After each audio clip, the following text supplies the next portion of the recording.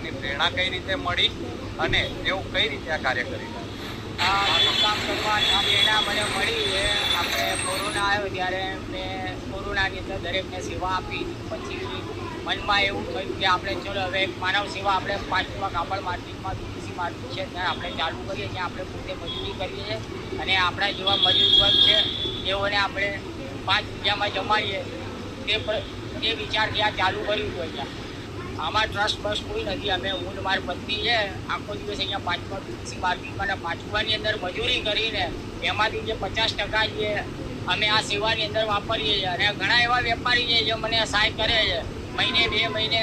જે સારા સારા વેપારીઓ છે એ અમને સહાય કરે છે. આ 5 રૂપિયા રાખવાનું કારણ એ છે કે માણસનું એક સન્માન જળવાય, એટલે સન્માનથી જમી શકે કે હું પૈસા આપીને જમું એ વિચારથી 5 રૂપિયા રાખેલા છે.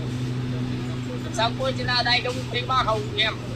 આ અમે બનાવીએ છીએ મણિનગર કેડીલા બ્રિજ. હું ત્યાં રહું છું જગદીશ બસ સ્ટેન્ડની બાજુમાં. હું ને મારી પત્ની સવારે 6 વાગે ઉઠી જઈએ ત્યારે આ બનાવવાનું કાર્ય ચાલુ કરીએ છીએ સેવાનું. એ બનાવીને એ પરત 12 વાગે અમે એક્ઝેક્ટ અહીંયા અમારું સેટઅપ કાઢીએ છીએ. 12 વાગે અમારે ચાલુ થઈ જાય. મારા મિત્રના સેવા કરવાનો ઈચ્છા થઈ ગઈ તો મેં એમનો મજૂરી કરીએ છીએ. મજૂરી કરી એ મળે એમાં અડધો નાખી દઈએ અને જે 5 રૂપિયા આવે એ નાખી દઈએ. કોઈ આવતું જતું ઈચ્છા થાય, કોઈ આવતું કરતું હોય તો 5-10 રૂપિયા હાલો તો અમે સ્વીકારી લઈએ. હમણાં જે યુદ્ધ ચાલુ કર્યું પછી ગેસના બાટલાના ભાવ વધ્યા એટલે સૌથી વધારે 100 ગેસ એની તમારા પર હવે એની તો અસર હવે તમને શું કહું, દિવાળી પછી જ્યારે આ યુદ્ધ ચાલુ થયું એટલે પછી તો અમને ઘણી એવી તકલીફ પડી કે ગેસના બાટલાથી લઈને તો મોંઘવારી દરેક વસ્તુની અંદર અમને બહુ નડ્યું, બહુ તકલીફ પડી છે.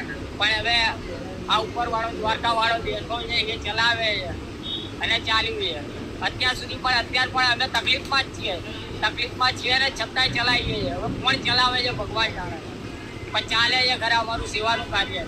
અમારા ઘરમાં અમે પતિ છે અને અમારી 2 છોકરીઓ છે જેમના મેરેજ થઈ ગયા જે પોતાની સાસરીમાં છે. એના પછી મારી 2 બેબીના મેરેજ કરાયા અને મજૂરી કરીને 2 બેબીના મેરેજ કરાયા. આ સેવાનું કાર્ય ચાલુ કર્યા પછી 2 બેબીના મેરેજ કરાય છે. પછી આ મજૂરીમાંથી 2 બેબીના મેરેજ કરાયા.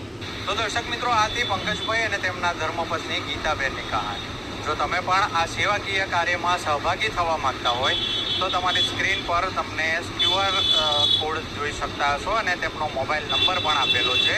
તો તેમાં તમે યથાશક્તિ મદદ કરી શકો છો. આ પ્રકારના વધુ વિડીયો જોવા માટે જોતા રહો HD ન્યૂઝ.